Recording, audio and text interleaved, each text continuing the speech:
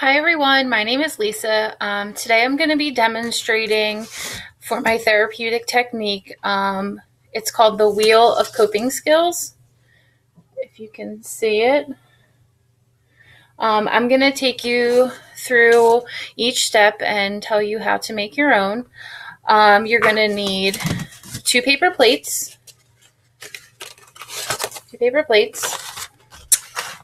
scissors, markers, crowns, and something to hold the paper plates together, a paper pusher they're called, so that it can spin. I had a hard time finding them. I went to a couple different stores and couldn't find them, so I decided to use a pin to hold it together.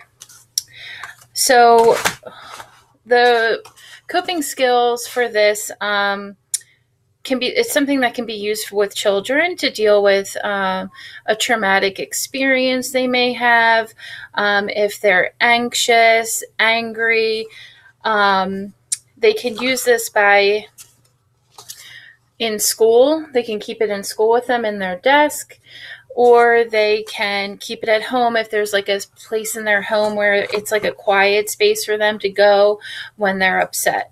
From a therapeutic standpoint, I feel like it's a good technique when working with children because this is just an easier way. It's interactive, and you can make one along with the child yourself. That way you're doing something together. It might be easier for the child to open up and talk about their experiences. So I'm going to take you through the steps. So with your first paper plate, you're just going to fold it in half.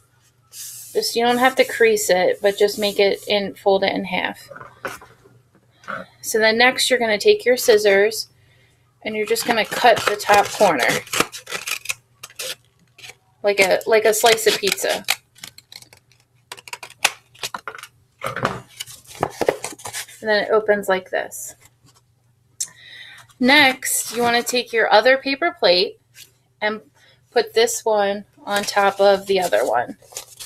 And you can see here there's a place to write. So in here we want to write something that the children can use to calm oneself down, or if they're, having a traumatic memory, they can use this as some type of like anchor so that they can go to a happy place, or they can learn or do a breathing technique. For instance, in this circle here, I'm going to write to take deep breaths. So that can be one of the coping skills. And you can make it simple, like you can just write deep breaths.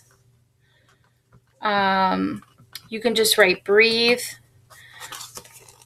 So you can see, so that's in that part. Then I'm going to turn it a little bit to another blank spot, and I'm going to write count to 10.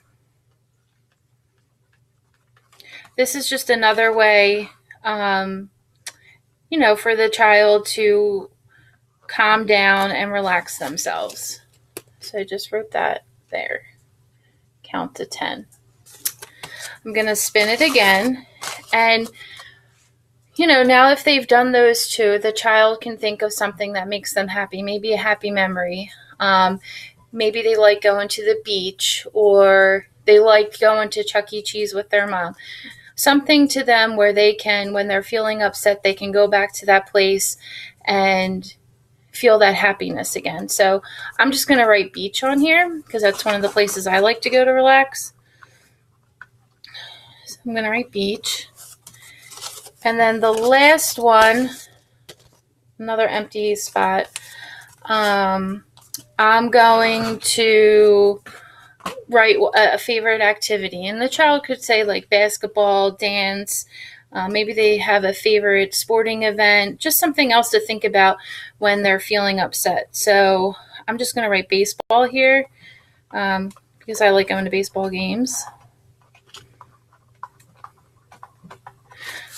So now that that's all done, You could start coloring in your plate. And while you're coloring in the plate, if you're doing one along with the child, you can, talk about some of their experiences, how they've been doing in school. Just keep it in somewhat of an easy conversation. It doesn't have to get too deep while they're making their coping skill plate, especially if it's the first time you're meeting with them. I feel it would be better to keep it fun and interactive just so that they're comfortable. So I'm going to do some coloring here. I finished one already, but I'll do another one real quick.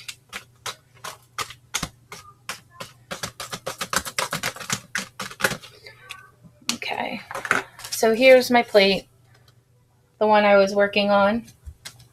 On this part here, the blank part here, you can write wheel of coping skills. You could, if the child wants to write their name, they could write Lisa's chill wheel.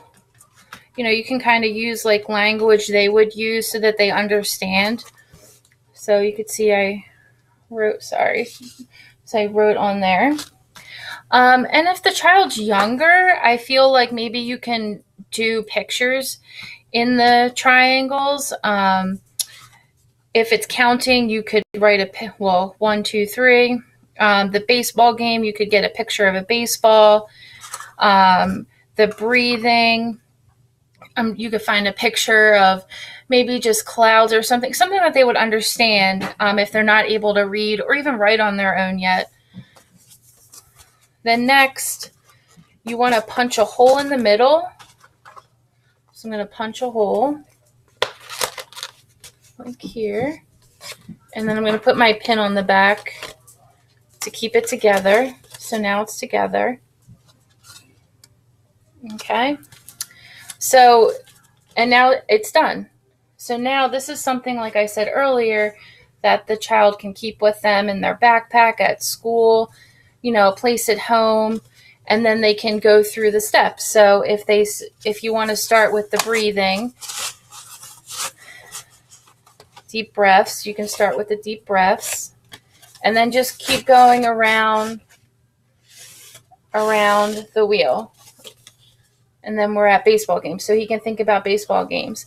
And they can sit with this as long as they need. If a child only wants to think about baseball games, then that's fine. But this just gives them something to focus on when they're feeling upset. And they can always make new ones. It's very simple. Maybe in the beginning of therapy, they only want to write one thing on there. That's all they can think of, and that's fine. And maybe as therapy goes on, they add something or take something away, something that helps them. I just think it's a great idea. I think it can be used with anybody.